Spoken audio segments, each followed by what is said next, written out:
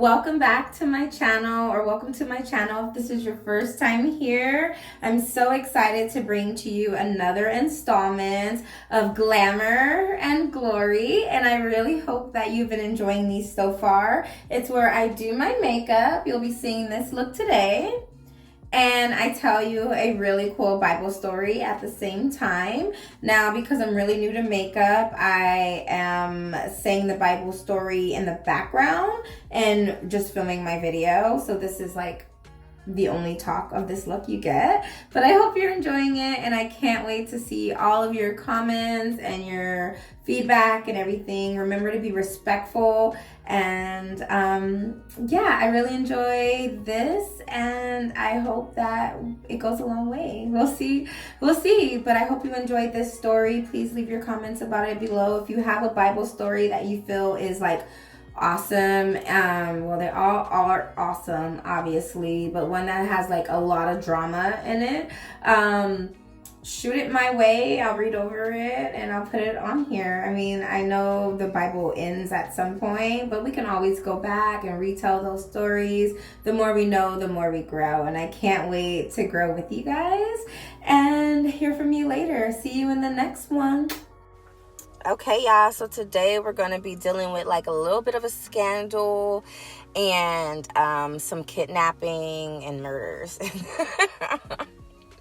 and stuff like that. Okay, so this is going to be Genesis 11 through 15, and it's kind of going to go over like Abram and a little bit of Lot. So Abram and Lot and Sarai, which is Abram's wife. Okay, so Genesis 11 through 15. So Abram was a descendant of Noah, obviously, but he was a descendant of Noah through Noah's son Shem. So Shem's family line, about like 9 or 10 generations down, I forget. I didn't write down exactly how many. So Abram was born to Terah, and he had 2 brothers, Noah and Haran. So Haran, Abram's brother, is Lot's father, right? Okay, so I just want you to know he's Lot's father.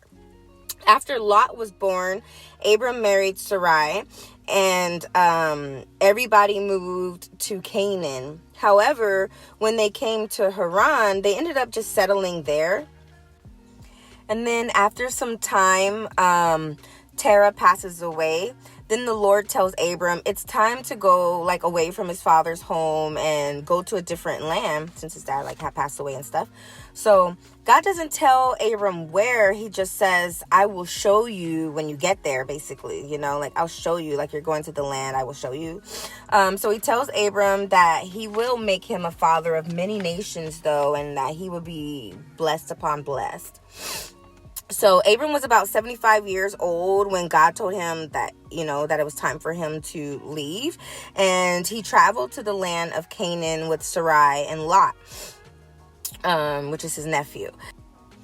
And then there, God tells Abram that the land will be given to his offsprings. Like all that land will be his offsprings one day. And so now, because God told him this, Abram built an altar there and, called upon the Lord to make that ground holy, and for the promise that God had given him. So because there's this famine in the land, they have to move down to Egypt. So Abram, Sarai, and Lot all, head over towards Egypt so that they can stay there for a while and live, make it through the famine. But before they get there, because Abram knows his wife is very beautiful, he is afraid that if the Egyptians ask him if that's his wife or not, they will kill him, and basically take her to be the Pharaoh's wife anyways. So Abram begs Sarai, please, please, please, let's tell them that you're my sister, so they will be nice to me and spare me because of you, for your sake. So they do tell them this, and when they, because when they get to Egypt, they're like, wow, she's one beautiful woman, and they're already ready to take her to the king, to the Pharaoh. So Abram was right, and now he's treated very well, and him and Lot are treated very well. And Sarah goes up to the palace. Sarai, sorry, she's not Sarah yet, goes up to the palace. And then a couple months in, like things are going good, but then all of a sudden things go bad, because God obviously is not happy with this arrangement and with the lie that they're living. So God inflicts like famine and sickness and all these plagues over the palace, because the Pharaoh has taken Sarai to be his wife when she's really Abram's wife. So finally Pharaoh is like, something's not right. So he realizes, I guess he realizes, it doesn't say exactly how, like it does in Genesis 20 for Abram's son. But I'm getting ahead of myself. So Pharaoh brings Abram in, and he's like, what have you done to me? Like, why did you tell me this was your sister so that I would take her to be my wife? Like, look, I don't care what it is. Take her and go. Like, take your stuff, go. You can't stay here. You got to go. I need my life back, So Abram and Sarai and Lot, they all pack up and they head out. So now Abram and Lot, they're just living together in the land, and they both grow very powerful. So they both have so much cattle and slaves and all the things that the sides kind of start like bickering over space. And Abram comes to Lot. He's like, look, you are my close relative. Like, you're my nephew and I love you. I don't want us to have no problems. So let's split. Let's split ways. We have more than enough, and we can't occupy the same space. It's just too much. So if you go to the left, I'll go to the right. If you go to the right, I'll go to the left. So then Lot is looking like, yeah, you're right. So let's see. So he goes towards the water near the skirts of Sodom. And so Abram goes the opposite way. So over a decade, about 14 years goes by, and then there's these 9 kings in the land, and they're all involved in a turf war, basically. So the battle kind of ends up with it being 4 kings against 5, or 5 kings against 4, however you want to say it. And one of those kings was the king of Sodom, which is where Lot was now residing after splitting from Abram. So, unfortunately, the king of Sodom loses, his side, the kings that he was on, they lose to the other kings, and everything gets seized, everything gets taken.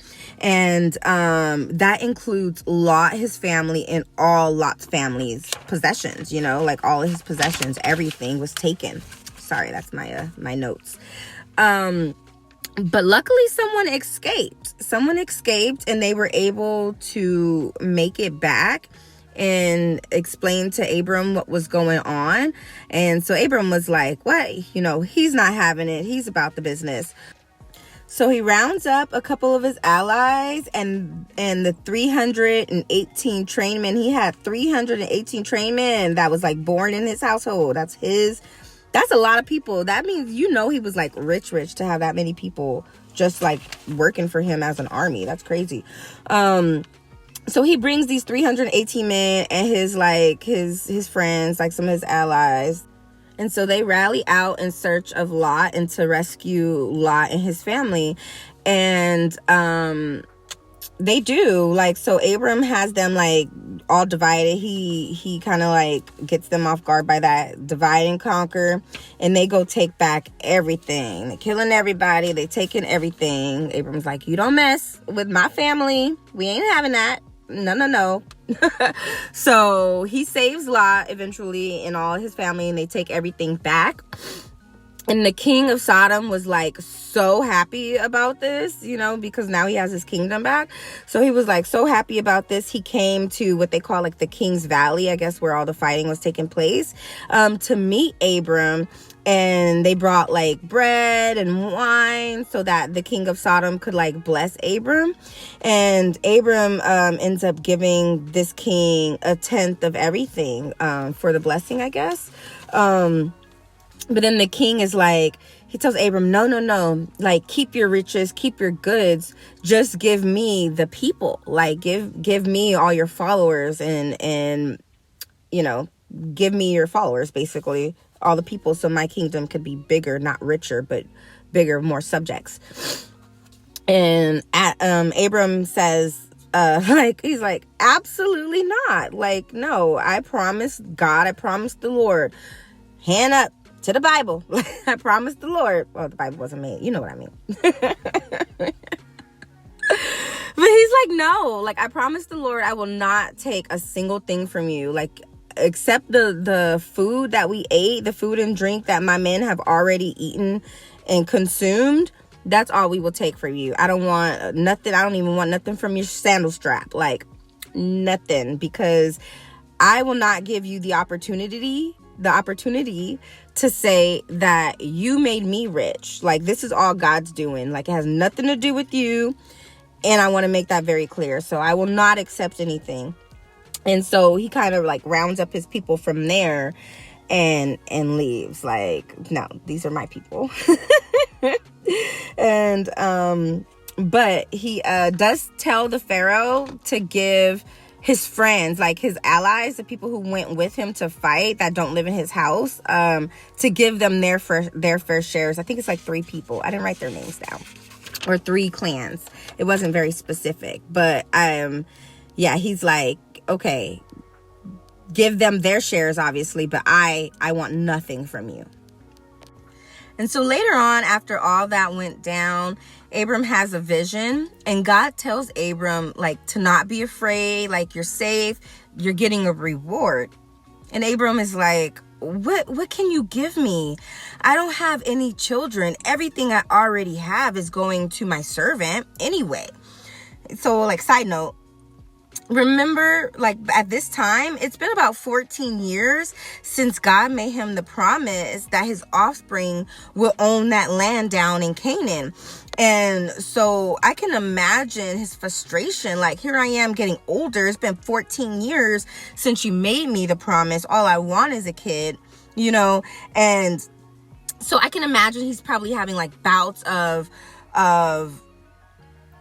doubts with God, with God, and what God said. And he's like, I know you're a good father, but can I believe you? Like, are you going to come through? So I know that has to take like so much strength to just believe in that promise. Like, have you ever had to believe in a promise that just seemed impossible? I'm sorry, we are not supposed to be deep diving. Back to the drama. So he's like, so what gift can you give me? I don't have a son. It's going to go to my servant anyways. And God says, your servant will not be your heir, but you will have your son, your own flesh and blood. God takes Abram outside and tells him, hey, look at these stars. Can you count them? Because if you can count these stars, then you can count your offspring. And so Abram is looking up at these stars, and he believes the Lord. He believes what the Lord has said to him. And God reminds him, like, of that land that he knows he's been thinking about in Canaan that he promised him 14 years ago. And he's like, I made you this promise. Like, I'm still going to do it. And then Abram is like, but how? How, God? How can you do this for me? Like, how can I be sure? And then God tells Abram, okay, bring me a few clean animals like heifers and lambs, those things. Bring me a few clean animals and a dove and a pigeon for an offering. So he does this. Abram goes out and brings the animals that the Lord had requested of him, and he cuts the animals in half, like all the big ones. He only leaves the dove and I was gonna call it a chicken, and the pigeon whole. Like, he doesn't cut those in half. And while he's doing this, some scavenger birds come out to try and get this, and he has to like fight these birds away.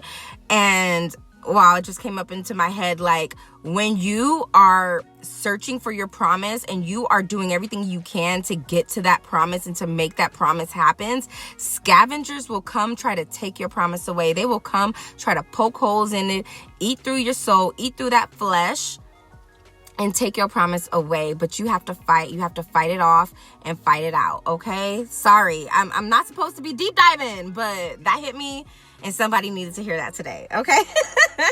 So that happens, and then by this time it's nighttime. So Abram falls into a very deep sleep, and God tells Abram in this dream that he has that his descendants are going to be slaves for 400 years.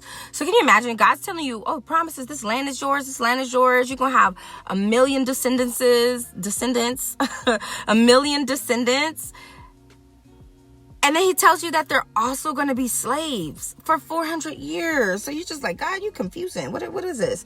And then he tells them that they're going to come out richer, very, very rich on the other side, but they will be slaves for 400 years, but he will deliver them. So by the time Abram woke up, the sun had set and it was completely dark. A smoking fire pot with a blazing torch appeared and passed between the pieces that Abram had cut. And so on this day, God made that covenant with Abram that he gives the land to his descendants. Like, all the promises he made will happen. And God made the covenant with Abram on that day that it's gonna happen. Like, believe me, you may not see it, but it will happen. So and that's the end of that part of the story.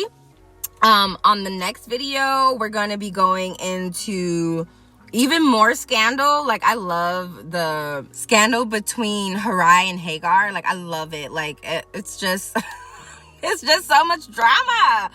Like, oh my gosh, Sarai, you put yourself in this position, and then, okay, I'm getting ahead of myself. Wait till next week, and then we will talk about our girl Sarai.